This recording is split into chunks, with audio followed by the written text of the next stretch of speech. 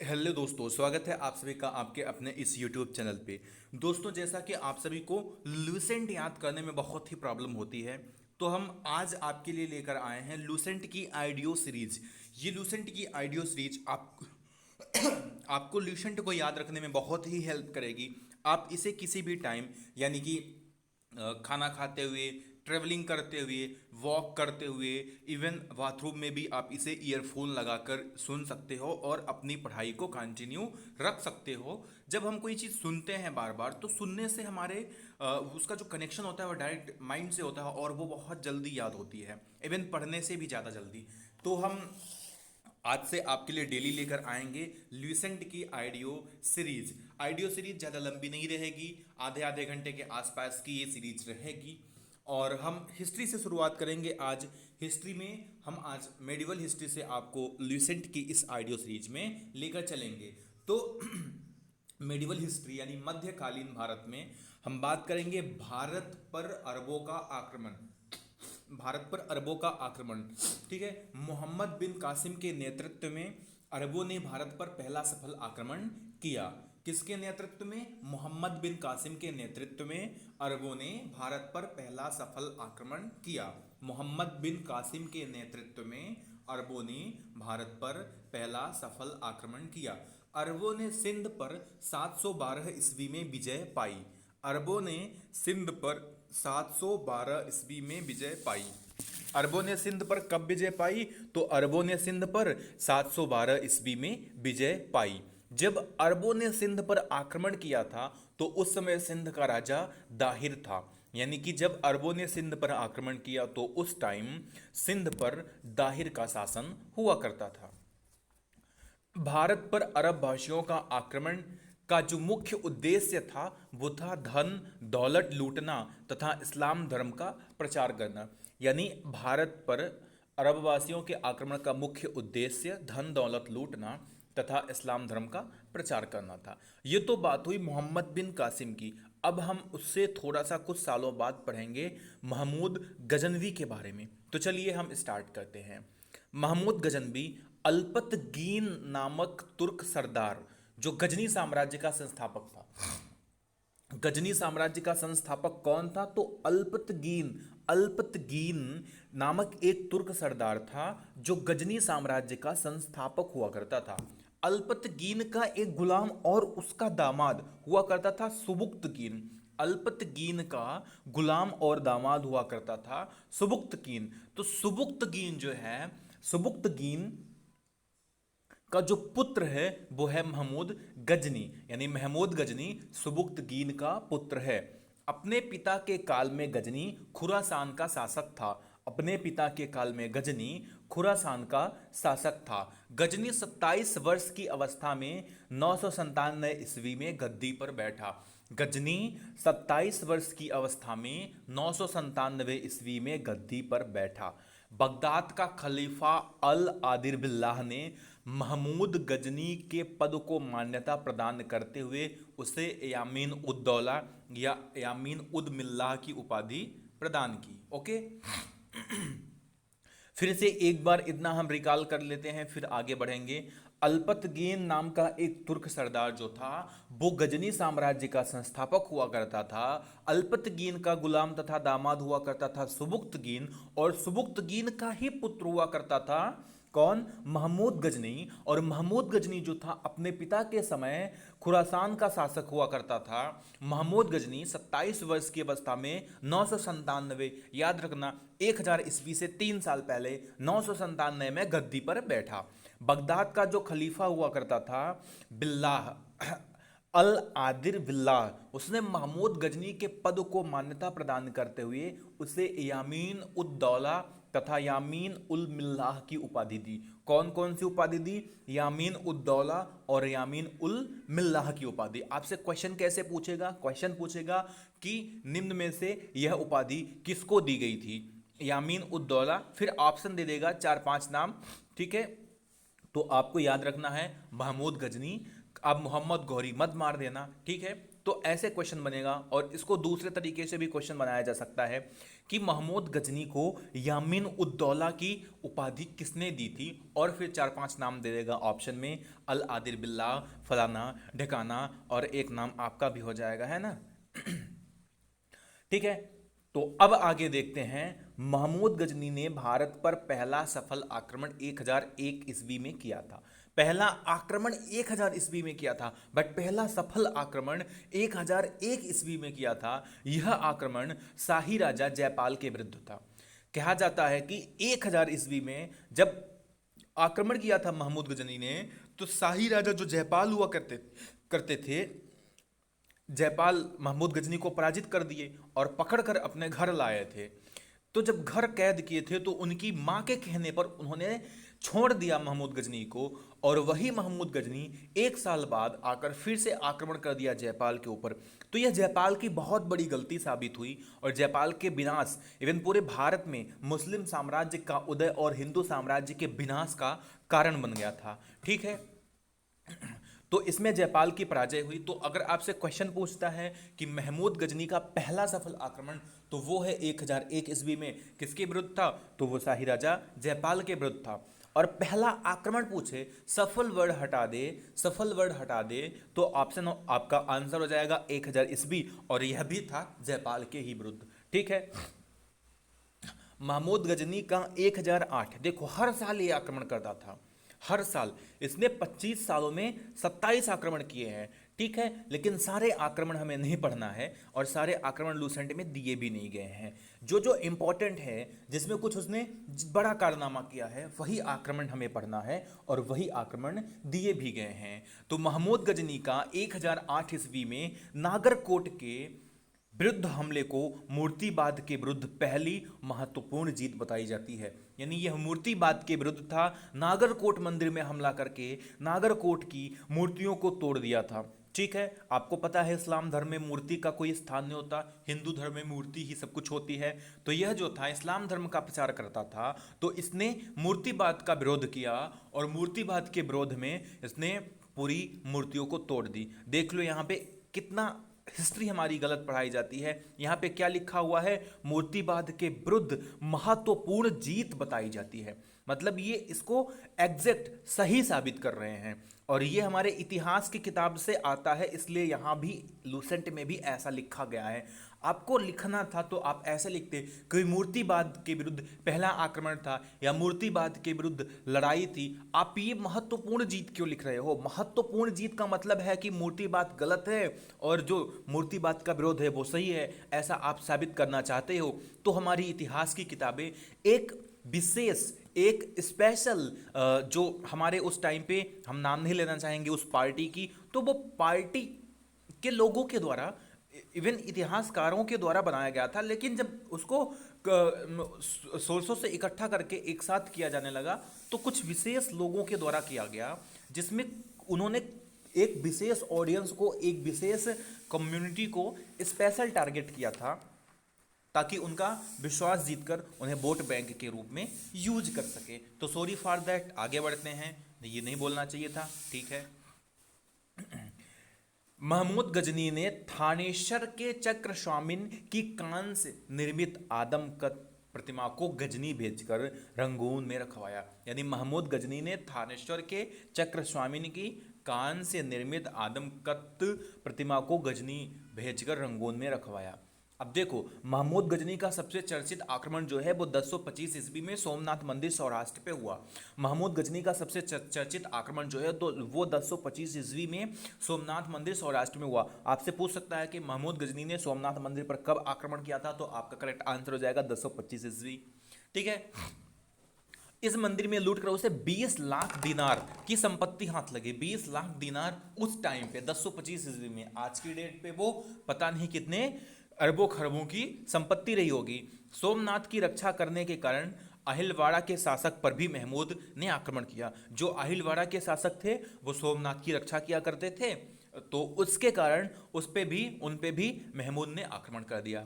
जब सोमनाथ मंदिर को लूटकर महमूद गजनवी जा रहा था, तो गुजरात से जब वो लौट रहा था, तो दिल्ली और हरियाणा के पास में जाटों ने क्या कर दिया, उस संपत्ति को लूट लिया। यानी महमूद गजनी पर आक्रमण करके संपत्ति को लूट लिया। तो महमूद गजनी की जो अंतिम भारतीय आक्रमण है वो 1027 ईस्वी में ही जाटों के विरुद्ध ही था, जाटों के विरुद्ध ही था, यानी लास्ट आक्रमण उसने जाटों पे किया, ठीक है। और 1030 में इसकी मृत्यु हो गई, नहीं पता नहीं अभी कितने आक्रमण ये इंडिया पे करता। बहरहाल ये एक लुटेरा था, ठीक है। और अल बरूनी, फिरदौसी, उत्बी और फारूकी ये महमूद गजनी के दरबार में रहते थे। तो आपसे कभी भी पूछ सकता है कि अल बरूनी किसके दरबार में रहते थे, फिरदौसी किसके दरबार में रहते थे, उत्बी या फारूकी किसके दरबार में रहते थे। तो आपको याद रखना है महमूद गजनी।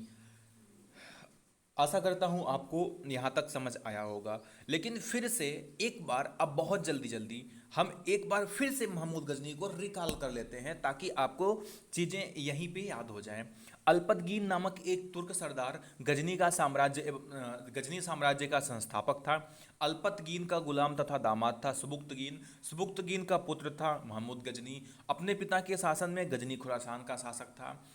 गजनी 27 वर्ष की अवस्था में 997 में गद्दी में बैठा। बगदाद का खलीफा अल आदिल बिल्ला ने महमूद गजनी के पद को मान्यता प्रदान करते हुए उसे यामीन उद्दौला या यामीन उल मिल्लाह की उपाधि दी थी। महमूद गजनी ने भारत पर 17 बार आक्रमण किया। महमूद गजनी ने भारत पर पहला सफल आक्रमण जो किया था वो 1001 ईस्वी में किया था। यह आक्रमण शाही राजा जयपाल के विरुद्ध था। इसमें जयपाल की पराजय हुई। महमूद गजनी का 1008 में नागरकोट के विरुद्ध हमले को मुर्तिबाद के विरुद्ध महत्वपूर्ण जीत बताई गई। महमूद गजनी ने थानेश्वर के चक्र स्वामीन की कान से निर्मित आदमकद प्रतिमा को गजनी भेजकर रंगभूमि में रखवाया, ठीक है। महमूद गजनी का सबसे चर्चित आक्रमण 1025 में सोमनाथ मंदिर सौराष्ट्र पे हुआ। इस मंदिर की लूट में उसे करीब 20 लाख दिनार की संपत्ति हाथ लगी। सोमनाथ की रक्षा करने के कारण अहिलवाड़ा के शासक पर महमूद ने आक्रमण किया। सोमनाथ मंदिर लूटकर ले जाने के क्रम में महमूद ने जाटों पर आक्रमण किया और कुछ संपत्ति लूट ली। महमूद गजनी का अंतिम भारतीय आक्रमण 1027 ईस्वी में जाटों के विरुद्ध था। महमूद गजनी की मृत्यु 1030 ईस्वी में होगी। अल बरूनी, फिरदौसी, उत्बी और फारूकी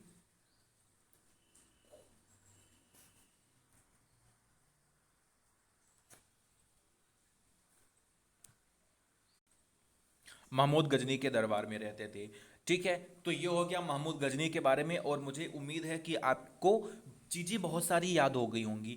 अगर नहीं याद हुई होंगी तो आप इस वीडियो को एक बार दो बार और रिवाइज करके सुनना, क्योंकि आपको कुछ करना नहीं है इसमें, आपको सिर्फ सुनना है। आप कहीं भी जा रहे हो, कुछ भी कर रहे हो, बस आप वीडियो क्वालिटी लगा लो 144 पे और सुनते रहो ऑडियो को, ठीक है। ईयरफोन लगा लो, वायरलेस ईयरफोन आजकल आ गए हैं, तो सुनते रहो। आपको सुनने से चीज़ें बहुत जल्दी याद होंगी। ये एक साइंटिफिक प्रूफ है, ठीक है। चलिए आगे देखते हैं। अब बात करेंगे हम मोहम्मद गौरी की।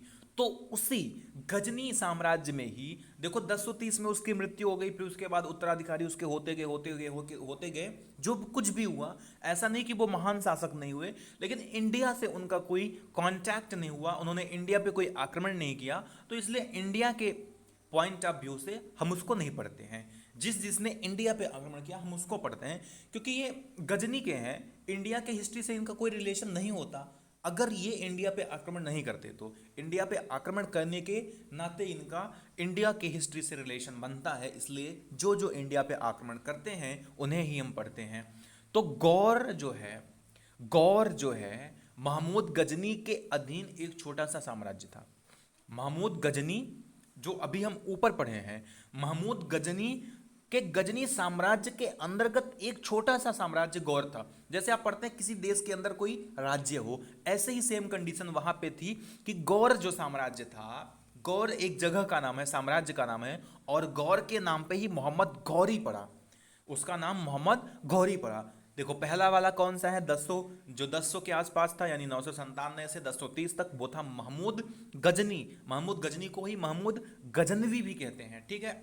फिर उसके बाद आता है मोहम्मद गौरी। तो मोहम्मद गौरी जो है वो 1173 में शहाबुद्दीन मोहम्मद गौरी नाम से गौर का शासक बनता है। शहाबुद्दीन मोहम्मद गौरी के नाम से गौर का शासक कौन बनता है, मोहम्मद गौरी 1173 ईस्वी में, ठीक है। इसने भारत पर पहला आक्रमण 1175 में किया। ये भी महमूद गजनवी जैसा ही महत्वाकांक्षी था, और इसे भी यह पता था कि इंडिया में ही बहुत सारी धन संपत्ति दौलत हाथ लगेगी। तो इसने पहला आक्रमण मुल्तान के विरुद्ध किया था। मोहम्मद गोरी का दूसरा आक्रमण 1178 में पाटन गुजरात पर हुआ। यहाँ का शासक भीमदूती ने मोहम्मद गोरी को बुरी तरह से परास्त किया।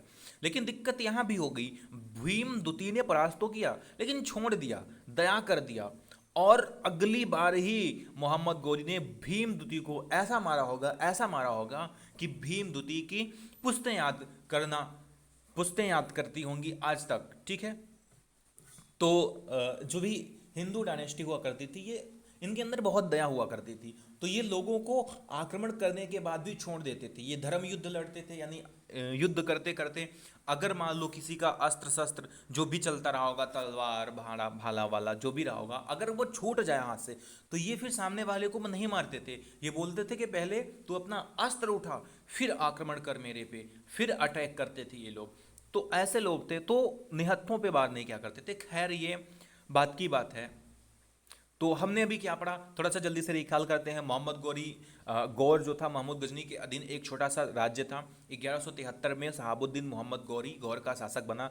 इसने भारत पर पहला आक्रमण 1175 में मुल्तान के विरुद्ध किया। ठीक है, मोहम्मद गोरी का दूसरा आक्रमण 1178 में पाटन गुजरात पर हुआ। यहाँ का शासक भीमदूती ने मोहम्मद गोरी को बुरी तरह पराजित किया। ठीक है, अब बात करेंगे मोहम्मद गौरी द्वारा लड़ा गया प्रमुख युद्ध। देखो, मोहम्मद गोरी, अब आपको याद रहेगा, ये 1175 में 73 में शासक बना था, 75 में भारत पर पहला आक्रमण किया था। तो 1191, 92 और 94, एक लगातार और एक एक साल के गैप में इसने 3 प्रमुख आक्रमण किए। आक्रमण तो इसने और भी किए, पर जो 3 चर्चित आक्रमण हैं, कौन कौन सा, कौन कौन सा, 1191, 1192 और 1194। 1191 में होता है तराइन का प्रथम युद्ध। कम से कम यह 5000 बार एग्जामों में आज तक पूछा जा चुका होगा कि तराइन का प्रथम युद्ध कब हुआ, तराइन का प्रथम युद्ध किसके किसके बीच हुआ। तो यह हुआ गौरी और पृथ्वीराज चौहान के बीच, जिसमें पृथ्वीराज चौहान विजयी हुआ। फिर पृथ्वीराज चौहान ने गलती करी, जीत जाने के बाद भी गौरी को छोड़ दिया कि जा बेटा जा, तू जी ले अपनी जिंदगी। गौरी बोला रुक बेटा रुक, मैं तुझे तेरी जिंदगी जियाऊंगा। ठीक है, तराइन का हुआ दूसरा युद्ध 1192 में। इसमें गौरी और पृथ्वीराज के विरुद्ध ये भी हुआ, लेकिन इसमें गौरी विजयी हुआ। क्यों विजयी हुआ? क्योंकि इसमें जयचंद ने कर दी गद्दारी। अब ये कहानी आपको मैं सुनाता हूं, अनटोल्ड स्टोरी। ठीक है, जयचंद थे और पृथ्वीराज चौहान थे। जयचंद्र की एक पुत्री हुआ करती थी संयोगिता। संयोगिता बहुत ही खूबसूरत थी और पृथ्वीराज चौहान उससे प्यार किया करते थे। तो जब उसका स्वयंवर हुआ, यानी पहले शादी के टाइम पे स्वयंवर हुआ करता था कि बहुत सारे राजाओं को बुलाया जाता था, यानी राजकुमारों को, और बैठा दिया जाता था, और लेडीज़ जो भी लड़की हुआ करती थी वो एक जयमाला लेके निकलती थी, और जो भी उसको बर पसंद आ जाए उसको पहना देती थी। अब ये अलग बात है कि घर वाले पहले से सिखा दें कि आप इसको पहनाना इसको पहनाना, एक अलग बात है। तो स्वयंवर हुआ, उसमें जयचंद ने पृथ्वीराज चौहान को बुलाया ही नहीं, क्योंकि जयचंद्र को पता था कि हमारी बेटी भी प्यार करती है पृथ्वीराज चौहान से, तो अगर मैं बुलाऊंगा तो यह पृथ्वीराज चौहान को ही माला पहना देगी। तो वो नहीं करना चाहते थे शादी, इसलिए बुलाया नहीं। तो जब ऐसा नहीं किया तो पृथ्वीराज चौहान क्या किया कि जयचंद्र की जो बेटी थी संयोगिता, उसको उसका अपहरण कर लिया। क्योंकि दोनों राजी थे तो वो उसको उठा लाया, भगा लाया। तो इस बात से चिढ़ गया जयचंद, और जयचंद मौका ढूंढने लगा कि कैसे इसको नीचे दिखाया जाए। इस अपमान का बदला लेने के लिए उसने मोहम्मद घौरी को इनवाइट किया कि आओ भाई आक्रमण करो, मैं तुम्हारा साथ दूंगा। पहली बार 1191 में पृथ्वीराज चौहान की डर की वजह से जो जयचंद था वो साथ नहीं दे पाया, इसलिए गौरी हार गया। लेकिन दूसरी बार जीत कर उसने विश्वासघात कर दिया, और इस कारण पृथ्वीराज चौहान पकड़ा गया। तो एक स्टोरी है कि पृथ्वीराज चौहान और पृथ्वीराज रासो हुआ करते थे, तो मतलब चंद्रबरदाई हुआ करते थे। तो एक ऐसी भी स्टोरी है कि चंद्रबरदाई मोहम्मद गोरी से बोले कि यह शब्दभेदी बाण चलाते हैं। कहा जाता है कि इतिहास में शब्दभेदी बाण सिर्फ 2 ही लोग चलाते थे, एक महाराजा दशरथ और दूसरा पृथ्वीराज चौहान। तो एक आपने सुना होगा कि चार बांस 24 गज अंगुल अस्त्र प्रमाण ताऊ पर सुल्तान है मच्चू को चौहान। तो जो पृथ्वीराज रासो ग्रंथ है उसमें यह लिखा गया है कि चंद्रबरदाई मोहम्मद गोरी से बोला है कि यह शब्दभेदी बाण चलाते हैं। तो सुल्तान सोचा कि चलो ट्राई करते हैं। ट्राई करने के लिए वो 4 बांस 24 गज और अंगुल अस्त्र, मतलब 4 बांस और 24 गज से वो 8 ऊपर, मतलब 8 अंगुल और साइड में बैठ गया। ठीक है, वो सोचा कि अगर शब्दभेदी बाण चलाते होंगे तो मैं किनारे बैठ जाऊं ताकि कहीं मुझे लग न जाए, अगर ये सचमुच चलाते होंगे तो किनारे बैठ गया। ठीक है देखने के लिए। लेकिन इधर यही कविता तुरंत बोल दिए कौन, चंद्रबरदाई पृथ्वीराज के सामने। तो पृथ्वीराज सीधे बाण मारा और जाकर सुल्तान के सीने में लगा और वहीं से ढेर हो गया। ये तो हो गई मतलब ग्रंथ की कहानी, यानी पृथ्वीराज रासो की कहानी। दूसरी कहानी भी कही जाती है जो इतिहासकार लोग मानते हैं कि ऐसा कुछ नहीं हुआ था। पृथ्वीराज चौहान की आंखें, पृथ्वीराज चौहान की आंखें फोड़ दी थी किसने, मोहम्मद गौरी ने। तो ये कहानी हो गई, चलो ठीक है। लेकिन अब देखो मोहम्मद गौरी इतना खूंखार इंसान था, इतना खूंखार इंसान था कि जिस जयचंद्र ने बुलाया था मोहम्मद गोरी को, 2 साल बाद उसी मोहम्मद गोरी ने जयचंद्र पर भी आक्रमण किया। तो उसको कहते हैं चंदाबर का युद्ध।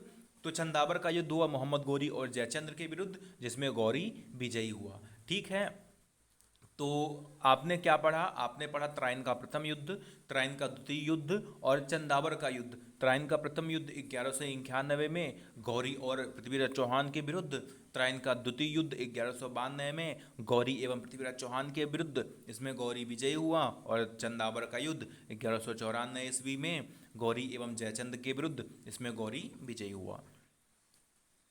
मोहम्मद गोरी भारत के विजित प्रदेशों पर शासन का भार अपने गुलाम सेनापतियों को सौंपते हुए गजनी लौट गया।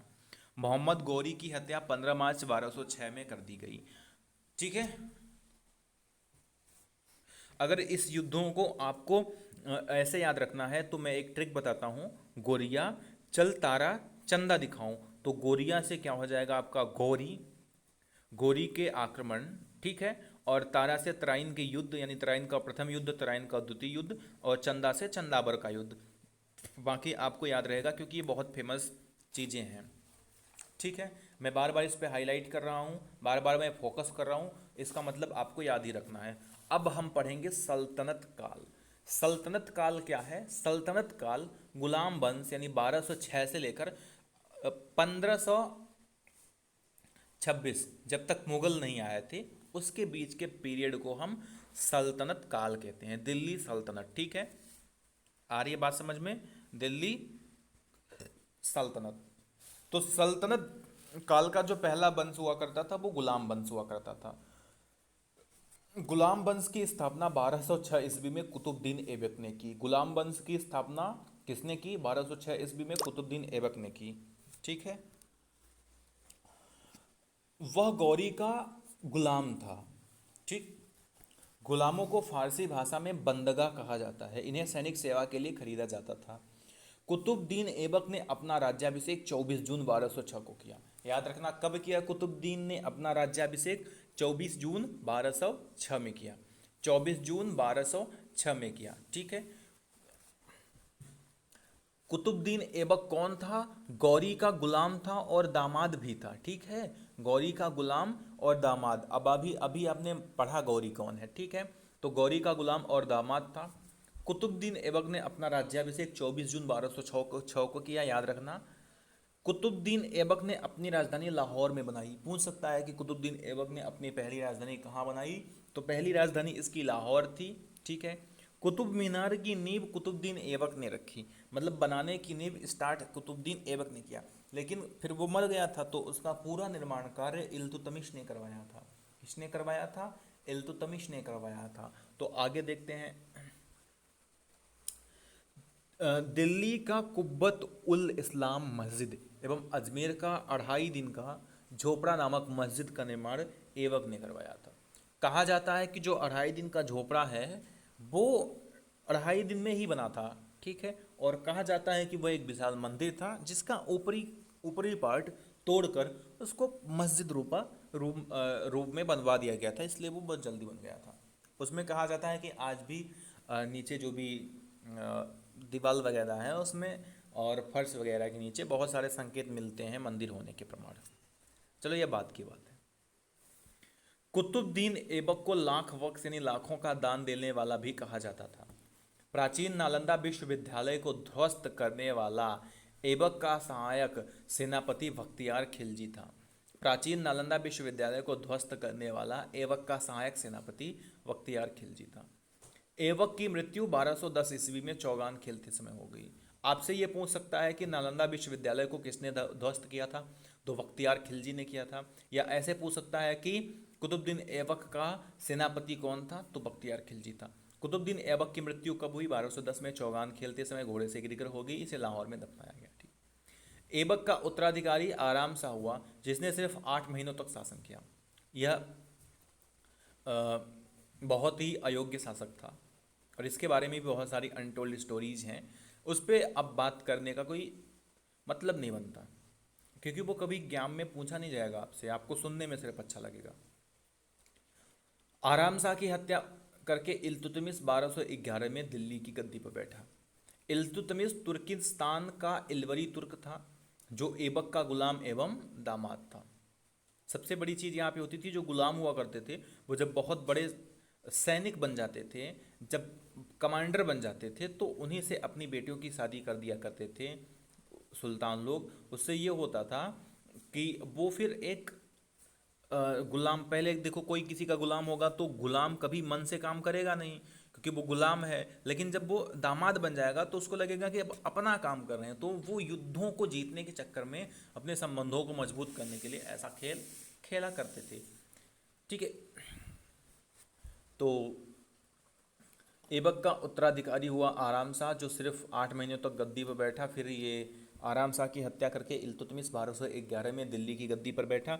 इल्तुतमिश तुर्किस्तान का इलवरी तुर्क था, जो ऐबक का गुलाम एवं दामाद था। ऐबक की मृत्यु के समय वह बदायूं का गवर्नर था। तो ये भी पूछा जाता है कि ऐबक की मृत्यु के समय इल्तुतमिश कहाँ का गवर्नर था, या फिर बदायूं का गवर्नर कौन था, तो पूछ लिया जाएगा। ऐसा पूछा गया जाएगा कि बदायूं का गवर्नर कौन था, तो आप समझ जाओगे कि इल्तुतमिश, आप तुक्का मार दोगे, इसलिए ऐसा पूछता है कि ऐबक कहाँ का गवर्नर था। ठीक है। अब देखो, जो अभी मैं बोला कि जो राजधानी है वो पहले लाहौर बनाई गई थी, तो अब लाहौर से दिल्ली स्थानांतरित किया इल्तुतमिश ने राजधानी को लाहौर से दिल्ली स्थानांतरित किया। इसने हौज ए सुल्तानी का निर्माण दिल्ली ए कोहना के निकट करवाया था। इल्तुतमिश पहला शासक था जिसने 1229 में बगदाद के खलीफा से सुल्तान पद की उपाधि प्राप्त की। तो ये आपसे पूछा जाएगा, देखो अभी तक भी सुल्तान हुआ करते थे, यानी कुतुबुद्दीन ऐबक भी सुल्तान था, लेकिन बगदाद के खलीफा ने सुल्तान पद प्रदान नहीं किया था। तो आपसे डायरेक्ट क्वेश्चन ऐसा पूछा जाएगा, ये नहीं लिखा जाएगा कि बगदाद के खलीफा ने किसको सुल्तान पद की उपाधि दी थी। क्वेश्चन में डायरेक्ट पूछा जाएगा कि भारत का पहला सुल्तान कौन था। और जब पहला सुल्तान देगा तो आप सोचोगे कि पहले कुतुबुद्दीन ऐबक हुआ, फिर आराम शाह हुआ, फिर इल्तुतमिश हुआ। तो इल्तुतमिश आंसर नहीं होगा, आप ऐबक मार के चले आओगे, लेकिन ये हो जाएगी आपसे गलती, क्योंकि पहला जो सुल्तान, लीगल सुल्तान जिसे मान्यता प्रदान थी, वो इल्तुतमिश ही था। ठीक है। ऐबक था सुल्तान, लेकिन उसे सुल्तान की मान्यता नहीं प्रदान की गई थी। और इस्लाम धर्म में मान्यता बगदाद के खलीफाओं द्वारा दी जाती थी, यानी बगदाद के खलीफा जिसको सुल्तान बोलेंगे वो सुल्तान है, जिसको सुल्तान नहीं बोलेंगे वो सुल्तान नहीं है। तो ऐसा हुआ करता था। इल्तुतमिश की मृत्यु 1206 में हो गई। चंगेज खां से बचने के लिए ख्वारिज्म के सम्राट जलालुद्दीन को इल्तुतमिश ने अपने यहाँ शरण नहीं दी थी। यह इल्तुतमिश का बहुत बड़ा काम था। यहाँ अगर थोड़ी सी अपने निर्णय में गलती कर देता इल्तुतमिश, तो शायद आज जो हम इतिहास पढ़ते हैं वो इतिहास बदल जाता। पूछो कैसे? क्योंकि उस समय चंगेज खां बहुत ही खतरनाक शासक था। जब चंगेज खां पीछा कर रहा था जलालुद्दीन का पीछा इसलिए कर रहा था क्योंकि चंगेज खां के भाई को मार दिया था जलालुद्दीन ने। तो चंगेज खां पीछा कर रहा था और जलालुद्दीन पूरी दुनिया में भाग रहा था। चंगेज खान उसको पीछा करके मारना चाहता था, और मारा भी, जहां पाया वहीं मारा। ठीक है। तो जो भागते भागते भारत आया, तो वो इल्तुतमिश से बोला कि हमें अपने यहाँ शरण दे दो। तो इल्तुतमिश शरण नहीं दिया, क्योंकि इल्तुतमिश को पता था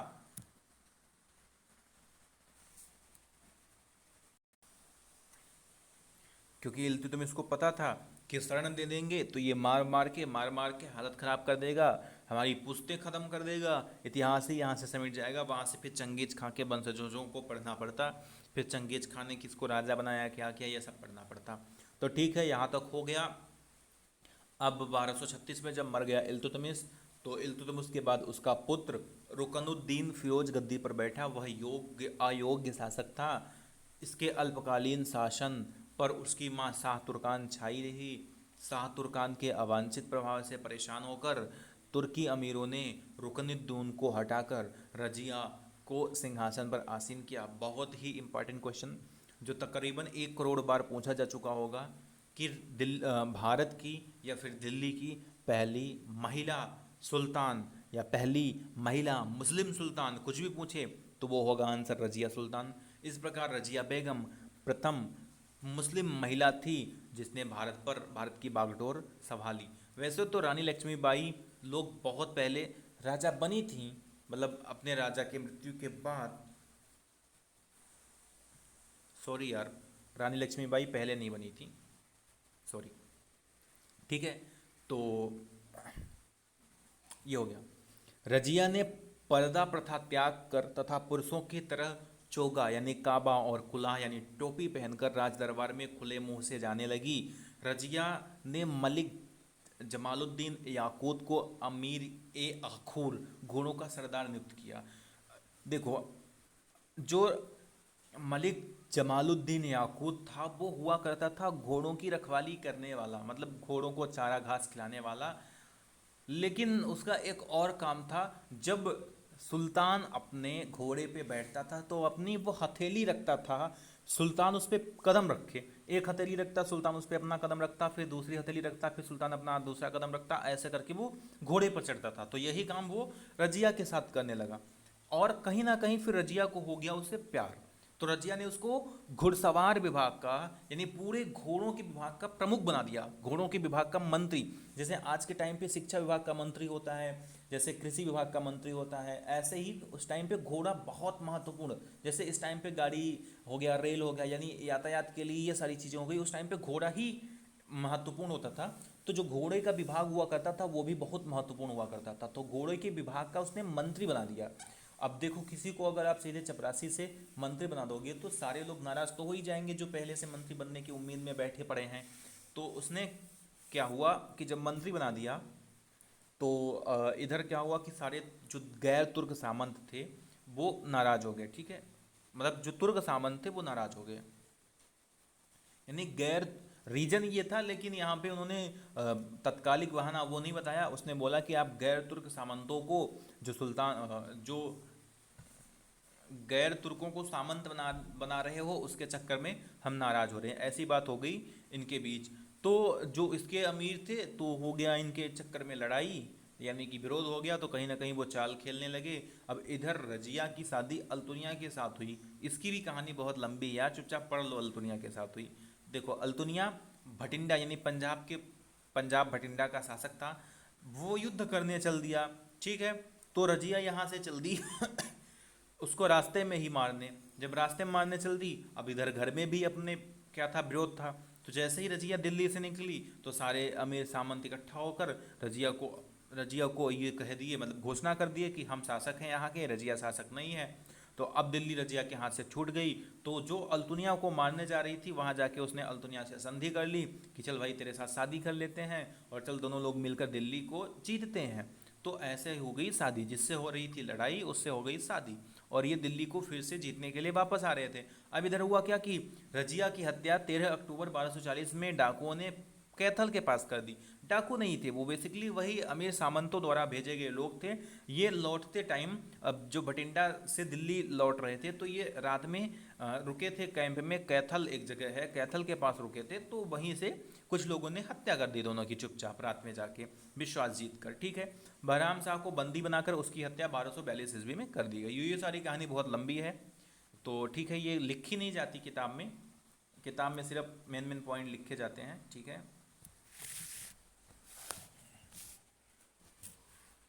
बहराम शाह के बाद दिल्ली का सुल्तान अलाउद्दीन महमूद शाह 1242 ईस्वी में बना। बलबन ने षड्यंत्र के द्वारा 1246 में अलाउद्दीन मसूद शाह को सुल्तान पद से हटाकर नसीरुद्दीन महमूद को सुल्तान बनाया। नसीरुद्दीन महमूद ऐसा सुल्तान था जो टोपी सीकर अपना जीवन निर्वाह करता था। बलबन ने अपनी पुत्री का विवाह नसीरुद्दीन महमूद के साथ किया। बलबन का वास्तविक नाम बहाउद्दीन था। वह इल्तुतमिश का गुलाम था।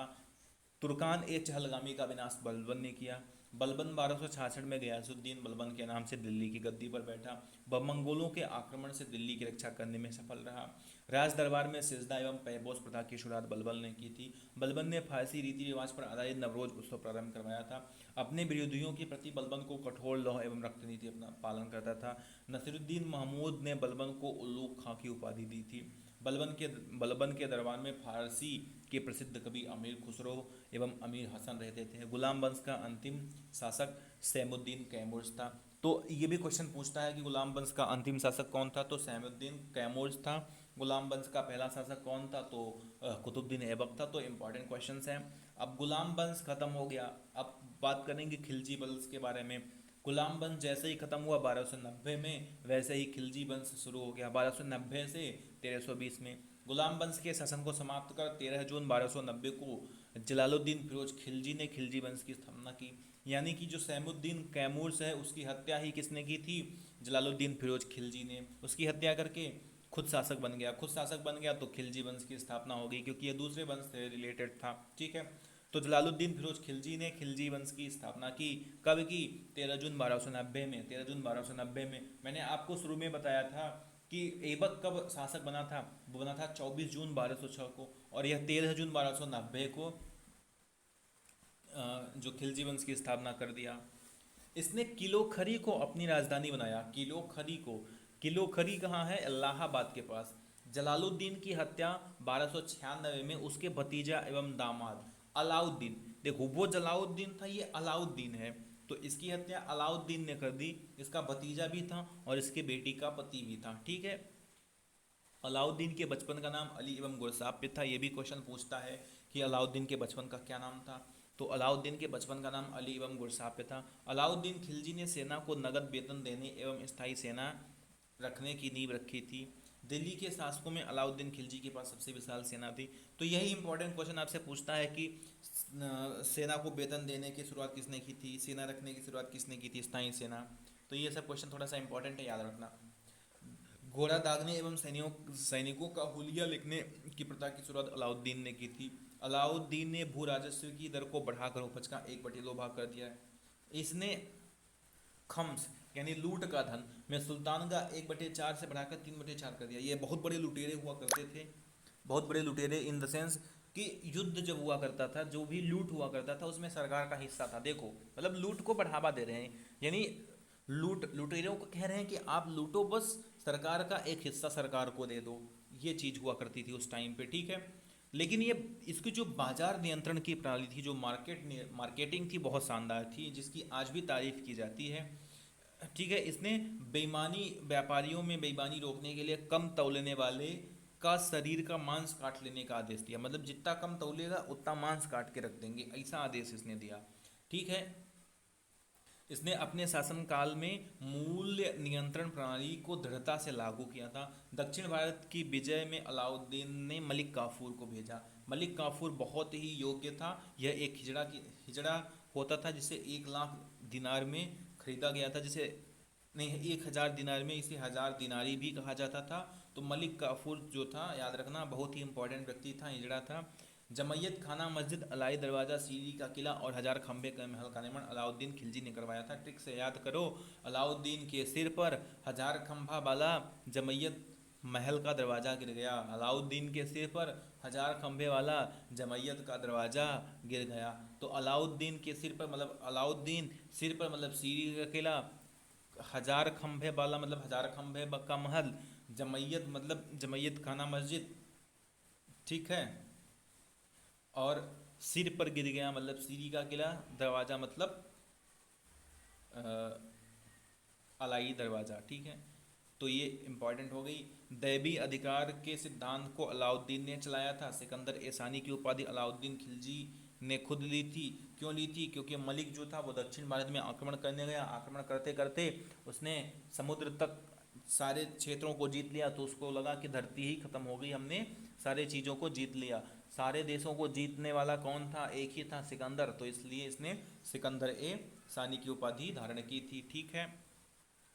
आज के मतलब आज के इस आइडियो सीरीज में हम सिर्फ अलाउद्दीन खिलजी तक ही पढ़ेंगे, फिर कल करेंगे। आज का सेशन लंबा हो रहा है, तो ये चीज़ हो गई। चलो अब इसके आगे से हम कल करेंगे, यानी अलाउद्दीन खिलजी का जो भी बाजार नियंत्रण वाली चीज़ें उसको हम कल करेंगे। ठीक है। तो कैसा लगा आज का आइडियो सीरीज? अगर आपको एक्चुअल में अच्छा लगा हो तो अपने दोस्तों के साथ शेयर करिए और इन्जॉय कीजिए।